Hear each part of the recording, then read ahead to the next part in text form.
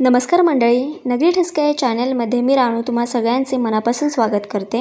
श्रावण महिना सुरू आहे आणि श्रावण महिन्यामध्ये बऱ्याच जणांना नॉनव्हेज खायची इच्छा होते पण खाता येत नाही, तर त्यांच्यासाठी आज मी एक हेल्दी अशी रेसिपी तुमच्यासाठी घेऊन आलेली आहे।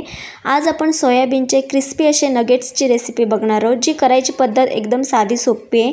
मी ज्या पद्धतीने केली त्या पद्धतीने करून बघा, अजिबात हा पदार्थ फसणार नाही याची गॅरंटी मी तुम्हाला देते। तुम्ही बघू शकता इथे किती क्रिस्पी नगेट्स तयार झालेले आहेत, खायला खूप टेस्टी लागतात। तुम्ही नक्की ट्राय करून बघा, लहानांपासून मोठ्यांपर्यंत सगळेच आवडीने खातील असा हा पदार्थ आहे। चला तर आपण कृतीकडे वळूया। तर त्यासाठी काय करायचं, इथे मी पाणी गरम करून घेतले, त्याच्यामध्ये थोडंसं मीठ घालायचं, सोयाबीन घालायचे, सोयाबीन छान असे ढवळून घ्यायचे। त्यानंतर एक 10 मिनिटांसाठी हे सोयाबीन आपल्याला उकळून घ्यायचे। 10 मिनिटांनंतर गॅस बंद करायचा आणि ह्याचं सगळं पाणी आपल्याला काढून घ्यायचं आहे। तोपर्यंत आपण ब्रेड क्रम्ससाठी इथे ब्रेड गरम करून घेऊयात। तुम्ही जर का भाजलेल्या ब्रेडचे ब्रेड क्रम्स तयार नसतील केले तर एकदा ब्रेड भाजा, चांगले खरपूस होईपर्यंत भाजा आणि नंतर ब्रेड क्रम्स तयार करा। खूप छान ब्रेड क्रम्स तयार होतात। आता इथे मी ब्रेड चांगले भाजून घेते। तुम्ही बघू शकता इथे तर ब्रेड भाजून झालेले आहेत। आता मिक्सरच्या भांड्यामध्ये हे ब्रेड आपल्याला तोडून घ्यायचे आहेत अशा पद्धतीने। त्यानंतर आपल्याला या मिक्सरमध्ये ब्रेड क्रम्स तयार करून घ्यायचे। तुम्ही बघू शकता इथे अशा पद्धतीने, एकदम बारीक नाही करायचं, आपल्याला थोडंसं नॉर्मल जाडसर ठेवायचं। त्यानंतर मी या सोयाबीनमधलं सगळं पाणी पिळून घेतलेलं आहे। आता हे सोयाबीनसुद्धा आपल्याला मिक्सरच्या भांड्यामध्ये ट्रान्सफर करून घ्यायचे आहेत आणि आपल्याला हे सुद्धा बारीक मिक्सरला फिरवून घ्यायचं। एकदम जास्त बारीक नाही करायचं, थोडंसं नॉर्मल जाडसर ठेवायचं। आता हे आपण भांड्यामध्ये काढून घेऊयात।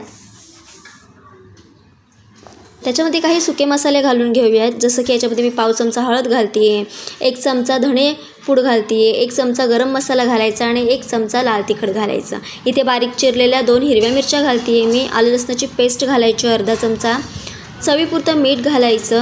आता हे सगळे जिन्नस आपल्याला एकजीव करून घ्यायचं आहे, व्यवस्थित मिक्स करून घ्यायचं। हे सगळं व्यवस्थित मिक्स झालं की मग आपल्याला याच्यामध्ये उकडलेला बटाटा घालायचा आहे। इथे मी उकडलेला बटाटा स्मॅश करून घालते याच्यामध्ये। त्यानंतर काय करायचं आहे, त्यानंतर आपल्याला इथे कॉर्नफ्लॉरचं यूज करायचं आहे बाइंडिंगसाठी। मी इथे 2 चमचे कॉर्नफ्लॉर यूज करते आहे। व्यवस्थित मिक्स करून घ्यायचं, हे सुद्धा एकदम एकजीव करून घ्यायचं। तुम्ही बघू शकता इथे अशा पद्धतीने, आणि थोडं हातावरती घेऊन बघायचं की व्यवस्थित बाइंडिंग आलं आहे का या मिश्रणाला। तुम्ही बघू शकता इथं व्यवस्थित गोळा तयार होतो आहे। आता आपण याचे नगेट्स तयार करून घेऊयात। मी इथे या शेपमध्ये नगेट्स तयार करून घेते, तुम्हाला जो हवा तो शेप तुम्ही या नगेट्सला देऊ शकता। तर आता इथे सगळे नगेट्स तयार झालेले आहेत। आता काय करायचं, इथे मी 2 चमचे मैदा घेतलेला आहे, त्याच्यामध्ये आता थोडं थोडं करून पाणी घालायचं आणि याचं आपल्याला पातळ असं बॅटर तयार करायचं। एकदमसुद्धा पातळ नाही करायचं, एकदम घट्ट पण नाही ठेवायचं, अशा पद्धतीची कन्सिस्टन्सी हवी आपल्याला। आता काय करायचं, हे नगेट्स आपल्याला या बॅटरमध्ये डिप करून घ्यायचं। त्यानंतर ब्रेड क्रम्सचं कोटिंग करून घ्यायचं सगळीकडून छान असं। तुम्ही ते बघू शकता अशा पद्धतीने।